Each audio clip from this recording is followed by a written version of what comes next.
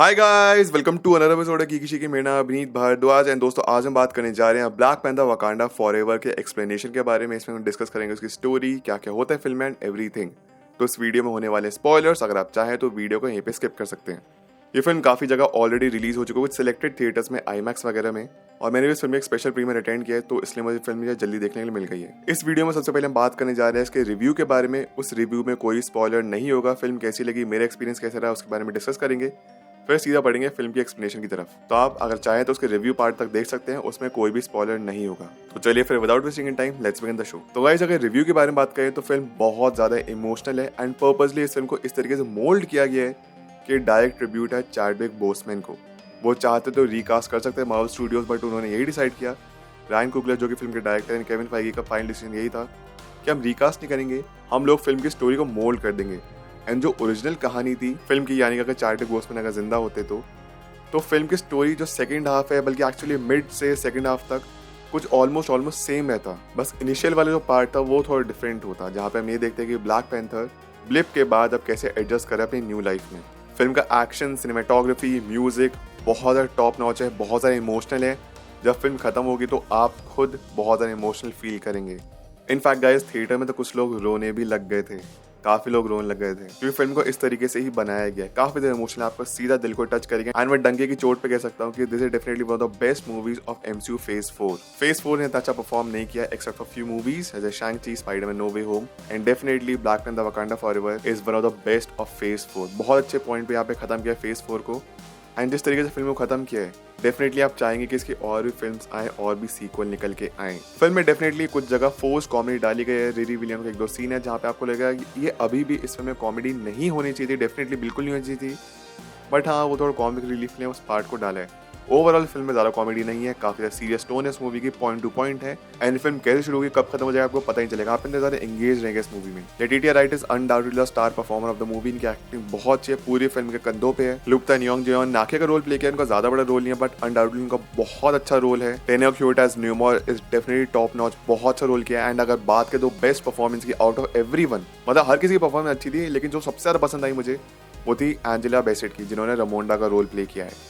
ये फिल्म के literally backbone है। एंड जिस तरीके से इनकी एक्टिंग है, वाओ, आपको बहुत मजा आएगा। डेफिनेटली आपको रिकमेंड करूंगा इस फिल्म को थिएटर में देखिए, एक बार, दो बार, तीन बार, जितने बार आप चाहें। काफी अच्छी फिल्म है और फेज 4 को एक बहुत ही अच्छे नोट पे एंड किया है। तो गाइस, ये था मेरा रिव्यू। अब सीधा फिल्म की कहानी तरफ बढ़ते हैं। इसमें होने वाले स्पॉयलर्स, अगर आप चाहें तो वीडियो को यहाँ पे स्किप कर सकते हैं, टोटली अप टू यू। दोस्तों, फिल्म की शुरुआत होती है, हम देखते हैं शुरी जो है वो सिंथेसाइज करने की कोशिश करी एक artificial recreation of the herb, जिसके थ्रू वो शायद टीचाला की जिंदगी को बचा सके। हमको पता चल जाए दरअसल में टीचाला किसी एक अननोन बीमारी से सफर कर रहे हैं। बीमारी कौन सी है वो नहीं बताया गया है। शुरू अपनी तरफ से लगातार कोशिश करती रहती है उस आर्टिफिशियल हर्ब को ठीक करने की, बेटर करने की, पर वो 28% पे अटक जाता है। एंड एआई जो है, आर्टिफिशियल इंटेलिजेंस जो है, वो ये दिखा रहा है कि टीचाला की जो हार्ट रेट है वो लगातार नीचे गिरती जा रही है। और बहुत साइंटिस्ट जो है वो लगातार यही कह रहे शुरू से कि छोड़ दो, कुछ नहीं किया सकता है। हम देखते हैं शुरी किस जगह 28%, 29% सर्वाइवल प्रेडिक्शन में पहुंचती है। तभी भागते अपने भाई के पास आती है, लेकिन रमोंडा रोक देती है, कहती है कि तुम्हारा भाई यानी कि टीचाला ऑलरेडी एंसेस्टर्स के पास जा चुका है। एंड टीचाले की डेथ हो जाती है। हमको यहाँ पे टीचाला का एक बहुत ही इमोशनल फ्यूनरल देखने को मिलता है, और टीचाले की बॉडी को फिर आगे लेके चला जाता है वकांडियन शिप में। अब 1 साल बीत चुका है, टीचाला को गुजरे हुए अब 1 साल हो चुका है। आगे दोस्तों हम ये देखते हैं कि फ्रांस की एक आर्म्ड फोर्स आती है, कुछ मिलिट्री के, कुछ आर्मी के लोग आते हैं, एंड वो वाइब्रेनियम चुराने की कोशिश करते हैं वकांडियन शिप से, जहाँ पे वाइब्रेनियम पे काम चल रहा था, वाइब्रेनियम का एक्सट्रैक्ट वगैरह किया जा रहा था। और ये बात क्वीन रमोंडा एड्रेस करती है यूएन की एक हेयरिंग में, जहाँ पे सब लोग उनसे क्वेश्चन कर रहे हैं कि वाइब्रेनियम तो बहुत डिफिकल्ट चीज है, बहुत इंपॉर्टेंट चीज है, हम आपके ऊपर कैसे भरोसा कर सकते हैं कि आप वाइब्रेनियम को प्रोटेक्ट करके रखेंगी। इसी का दोस्तों यहाँ पे हमको एक ट्विस्ट देखने को मिलता है, जहाँ पे हमें ये पता चलता है कि दरअसल में वाइब्रेनियम इकलौता वकांडा में नहीं है, बल्कि एक और जगह लैंड हुआ था। मतलब जो वाइब्रेनियम था एक मीटियोर के थ्रू आया था, एंड वो एक और जगह लैंड हुआ है अर्थ पे, और ये जो मीटियोर था लैंड हुआ है अटलांटिक ओशन में। तो मतलब वहां पे भी वाइब्रेनियम मौजूद है। On the other hand Riri Williams ने भी एक वाइब्रेनियम डिटेक्टर नाम की एक मशीन बनाई है, जो कि यूएस गवर्नमेंट यूज कर रही है वाइब्रेनियम को ढूंढने के लिए। अब हम आगे ये देखते हैं कि यूएस की एक टीम आती है उस आर्मी की, जो कि सर्च करने पहुंचती है वाइब्रेनियम को, एंड वो ओशन में काफी ज्यादा डीप तक पहुंच जाते हैं, जिसकी वजह से नेमोर को यहाँ पे खतरा महसूस होता है। नेमोर या फिर टैलोकन्स को, टैलोकन बेसिकली यहाँ पे ओरिजिनली एटलांटिस होने वाला था, बट यहाँ पे सिंस एक्वामैन मूवी ऑलरेडी आ चुके हैं तो इसलिए यहाँ पे नाम टैलोकन कर दिए गए। तो यहाँ पे टैलोकन जो जितनी भी सिविलाइजेशन, उनको ये लगता है कि यूएस आर्मी का ही हम पे ही ना हमला कर दे। और इसी चीज के रिपेल में गाइस टैलोकेंस की जो आर्मी थी वो हमला कर देते हैं यूएस की टीम पे एंड बाकी जितने भी लोग यहाँ पे ड्रिल करने के लिए मौजूद है वाइब्रेनियम को। और ये जो भी पूरा एक्सपेडिशन चल रहा है इसको लीड कर रहा है लेक बेल। लेक बेल का कैरेक्टर जो है, लेक बेल एक्ट्रेस का नाम है। और ये टैलोकेंस पे हमला करने की कोशिश करती है बट समहाउ उनसे बच के निकल पड़ती है एक हेलीकॉप्टर के थ्रू, अदरवाइज टैलोकेन इनको मार डालते हैं। और काफी टैलोकेंस को गोली भी लगती है बट हम देखते हैं कि उनमें से कोई भी एक मरता नहीं है, या तो उनकी हीलिंग बहुत ज्यादा तेज है फिर उनको गोलियों से फर्क ही नहीं पड़ता है, वो उतने ज्यादा स्ट्रॉन्ग है। और जिस हेलीकॉप्टर में लेक बेल का जो कैरेक्टर वहां से भाग रहा था, हम देखते हैं नेम और उस पूरे हेलीकॉप्टर क्रैश कर देते ओशन में। लेकिन अब लेक बेल का कैरेक्टर मरा है या नहीं मरा ये हम कुछ कह नहीं सकते। डेफिनेटली उसको किस तरीके से फ्यूचर में लेके आया जा सकता है। आए गाइस हम एक बहुत ही इमोशनल सीन देखते हैं जहाँ पे हम देखते हैं शूरी और क्वीन रामोंडा काफी ज्यादा रो रहे हैं। और शूरी ने पिछले 1 साल में अपने आप को बहुत ज्यादा साइंस प्रोजेक्ट्स में इन्वॉल्व कर दिया ताकि वो टीचाले की डेथ के ऊपर से मूव ऑन कर सके। हम आगे दोस्तों ये देखते हैं क्वीन रामोंडा जो है, जो उनके फ्यूनरल वाले कपड़े थे उनको बर्न कर देते हैं। उनका बेसिकली ट्रेडिशन ये है कि जब किसी की डेथ हो गई है आप कब तक किसी पे रोगे, अब आपको मूव ऑन करना है तो आप अपने कपड़े बर्न कर दोगे, जला दोगे। और इसका मतलब ये हुआ कि क्वीन रामोंडा का अपने ऊपर जिम्मेदारी लेनी है इतने सारे लोगों की एंड वो मूव ऑन करने के लिए तैयार है। दुख जरूर है अपने बेटे को होने का बट अब आगे उनको एक नेशन को भी चलाना है। लेकिन आगे हम ये देखते हैं कि शूरी इस सब चीजों में नहीं मानती तो वो अपने कपड़े नहीं जलाती। और तब यहाँ पे होती है नेमोर की एंट्री। नेमोर यहाँ पे क्वीन रामोंडा और शूरी को ये बताता है कि कुछ अमेरिकन साइंटिस्ट ने एक ऐसा डिवाइस बना लिया है जिसके थ्रू वाइब्रेनियम को डिटेक्ट किया जा सकता है एंड इस डिवाइस की वजह से टैलोकेन पे इफेक्ट पड़ रहा है, उनकी जिंदगी खतरे में आ रही है, उनकी जो सिविलाइजेशन है वो लोगों के सामने बाहर निकल के आ सकती है, उन पर हमला हो सकता है।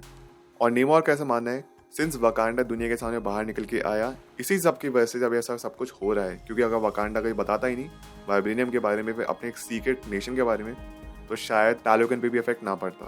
तो बेसिकली क्वीन रामोंडा पे यहाँ पे ब्लेम किया जाता है। नेमोर कहता है कि चलो ठीक है अब हम एक काम करते हैं कि आप और हम साथ मिलकर यानी कि टैलोकेंस और वकांडियन साथ मिलके जो बाकी की फोर्सेज है उनके अगेंस्ट लड़ते हैं उनको खत्म कर देते हैं ताकि इकलौते हम ही जिंदा रहें। लेकिन क्वीन रामोंडा ऐसा करने से मना कर देते कि नहीं मैं बाकियों पे हमला नहीं करूंगी। तो कहते हैं ठीक है, तो दूसरा काम आपको ये करना है कि उन अमेरिकन साइंटिस्ट को ढूंढो ताकि टैलोकेन उनको मार सके और टैलोकेंस पे दोबारा हमला ना हो। ऑल्सो गाइस मैं आपको बता दूं सेकंड मेटेरॉइड का जो वाइब्रेनियम वाला पार्ट है वो टैलोकेंस के पास ही यानी कि नेमोर और उसकी आर्मी के पास। तो इस हिसाब से ये होना कि वाइब्रेनियम से वकांडा के पास था एंड वकांडा के बारे में लोग ऑलरेडी जानते हैं, जो सेकंड वाइब्रेनियम है वो टैलोकेंस के पास है। एंड बस अब कुछ ही वक्त बचा है जिससे पहले यूएस फोर्सेस बाकी दुनिया टैलोकेन के बारे में भी ढूंढ लेगी। तो इसलिए नेमोर अपने लोगों को लेकर काफी ज्यादा चिंतित है और सबसे पहले टैलोकेन उस अमेरिकन साइंटिस्ट को ढूंढना चाहता है जिसने ये वाइब्रेनियम डिटेक्टर बनाया है और वो वाइब्रेनियम डिटेक्टर वाली थी रिरी विलियम। तो बेसिकली वो रिरी विलियम्स को मारना चाहता है। ऐसा कुछ जानने के बाद शूरी और ओकोए पहुंचते हैं MIT जहाँ पे रिरी विलियम्स पढ़ाई करती है। उसकी लैब में पहुंचते जहाँ पे वो अपना बेसिकली आयरन हार्ट का मार्क 1 सूट भी रखते हैं उसकी जान को बचाने के लिए, क्योंकि वो जानते हैं कि टैलोकेन रिरी विलियम्स के पीछे आने वाले हैं। ये भी गाइस हमको एक और बात पता चली कि दरअसल में रिरी विलियम ने वाइब्रेनियम लोकेटर नहीं दिया था गवर्नमेंट को, पर उसके टीचर ने दिया था उसको बिना बताए। तभी हम देखते हैं इतने में FBI CIA बाकी जितने भी गवर्नमेंट फोर्सेज हैं वो सब उन तीनों के पीछे पहुंच जाती है। ओकोए अपनी गाड़ी में निकलती है, शूरी अपनी मोटरसाइकिल पे और रिरी विलियम स्टार्ट करती है अपना मार्क 1 आर्मर। और यहाँ पे हमको गाइस एक जबरदस्त एक्शन सीक्वेंस देखने को मिलता है। गवर्नमेंट फोर्सेज से तो वो बच निकलते हैं लेकिन हम तभी देखते हैं कि नमोर और उसकी कजिन एटुमा उन पे हमला कर देते हैं ब्रिज पर।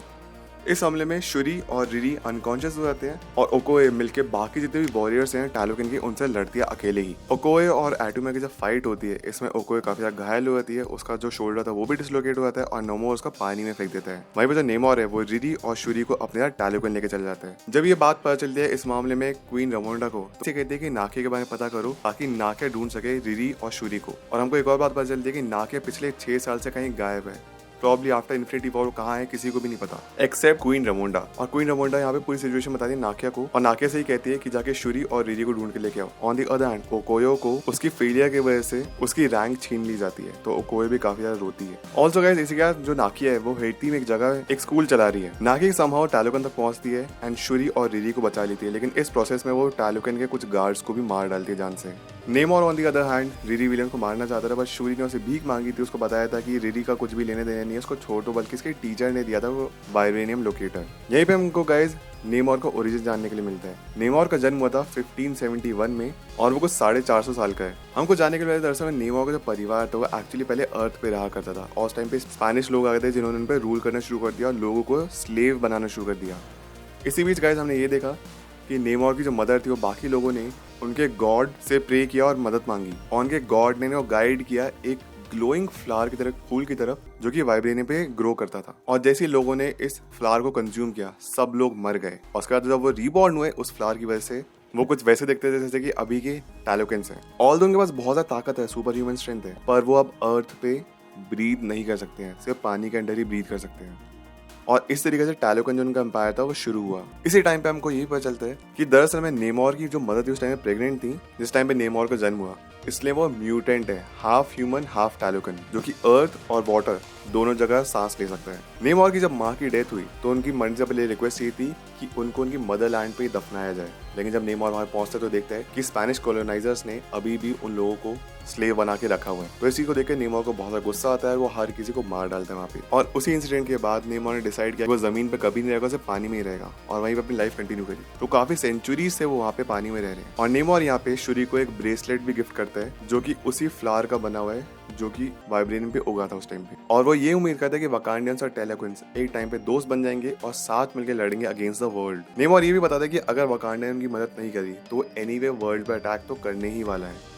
लेकिन हम तभी देखते हैं कि नाकी ने कुछ सोल्जर्स मार रखे थे टैलोकेन के, जिसकी वजह से नेमोर को और बड़ा गुस्सा आता है और वो वकांडा पे ही हमला करने शुरू करता है सबसे पहले। लेकिन ये जो नेमोर ने हमला किया था वकांडा पे, जो कि काफी ज्यादा खतरनाक था, ये सिर्फ एज अ वार्निंग थी कि तो सब अभी हमने शुरुआत की, अगर हम चाहे तो और भी खतरनाक हमला कर सकते हैं। और इस चीज में तो मुबाकू भी डर जाता है कि मतलब ये नेमोर की आर्मी कितनी ताकतवर है। आगे दोस्तों उम्मीद देखते हैं नेमोर पहुंचता है क्वीन रमोंडा और रिरी विलियम्स के पास उनको मारने के लिए। समहाउ रिरी विलियम्स तो बच जाते हैं, लेकिन इसमें हम ये देखते हैं क्वीन रमोंडा की डेथ हो जाती है। और क्वीन रमोंडा को मारने के बाद वो शूरी को चेतावनी देकर जाता है कि अभी सिर्फ शुरुआत थी और मैं कुछ दिनों के बाद फिर से हमला करने के लिए आऊंगा, तुम्हारे पास सिर्फ कुछ दिनों का वक्त है। शूरी ऑलरेडी इतना दुखी थी अपने भाई की मौत पे, फिर उसकी माँ की भी डेथ हो गई और वकांडा की जिम्मेदारी से शूरी पे आ चुकी। शूरी बहुत गुस्सा होती है। शूरी उसी ब्रेसलेट का इस्तेमाल करके अपना नया ब्लैक पैंथर का सूट बनाती है, उसी को सिंथेसाइज करके।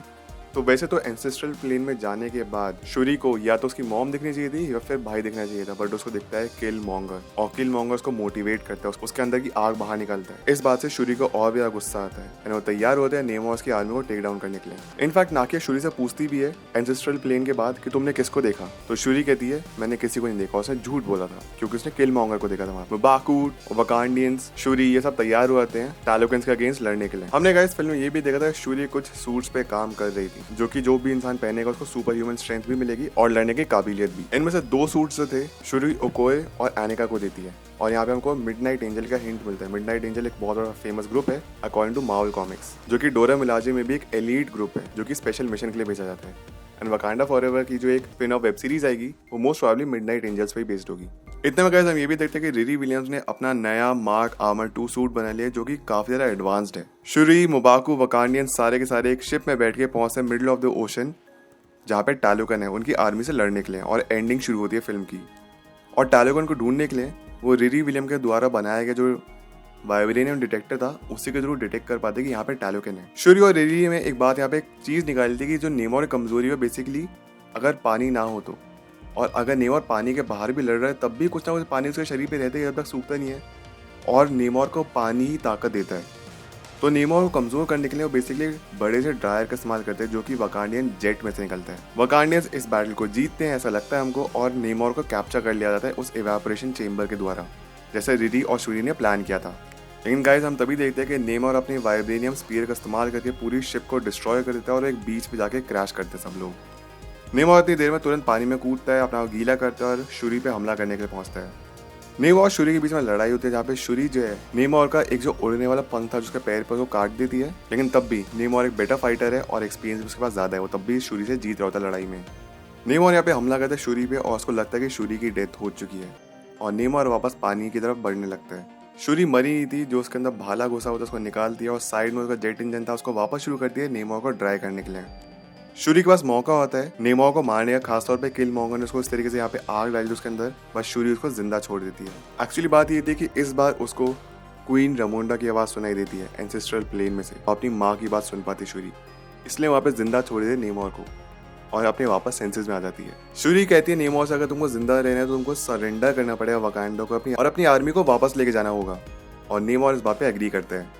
और इस तरीके से समहाउ जो वकांडियंस और टैलोकेंस के बीच में वॉर चल रही थी वो खत्म होती है, और जो भी टैलोकेंस ने नुकसान किया था वकांडा पे उसको वहीं पे रोक दिया जाता है, वरना वो बहुत ज्यादा नुकसान कर देता है आगे भी। फिल्म के एंड की तरफ हम देखते हैं कि सेरेमनी होती है जहाँ पे शूरी को नई क्वीन बनना है, बट यहाँ पे आता है एक ट्विस्ट और हम देखते हैं मुबाकू बनता है नया किंग वकांडा का, क्योंकि उसके पास ज्यादा विजडम है और ज्यादा एक्सपीरियंस भी है। नेमोर जब टैलुगन में जाता है तो उसे पूछा जाता है कि तुमने सरेंडर क्यों कर दिया शूरी के आगे, तो नेमोर जवाब देता है कि हमको जरूरत नहीं है, क्योंकि वकांडा पे ऊपर अभी ऑलरेडी इतना खतरा आने वाला है कि जब वो उन पर अटैक करेंगे तो वकांडा को हमारी जरूरत पड़ेगी और तब हम एक बेटर फायदा उठा सकते हैं उन सबका। तो बस हमको बस पेशेंस के साथ कुछ वक्त का इंतजार करना है। यहीं पे गाइस हमको बीच बीच में थोड़ी सी इन्फॉर्मेशन मिलती है अबाउट मार्टिन फ्रीमैन, जो कि एवरेट रॉस का रोल प्ले कर रहे थे CIA एजेंट। एंड फिलहाल CIA की जो नई बॉस बन चुकी है वो है वैलेंटीना, और वैलेंटीना ने एवरेट रॉस को अरेस्ट कर लिया था क्योंकि एवरेट फिलहाल वकांडा का साथ दे रहा था। फिल्म के एंड की तरफ हम ये देखते हैं कि ओकोयो एवरेट रॉस को फ्री कर देती है, उसको बेसिकली ट्रांसपोर्ट ट्रक में लेके जाया जाता है प्रिजन,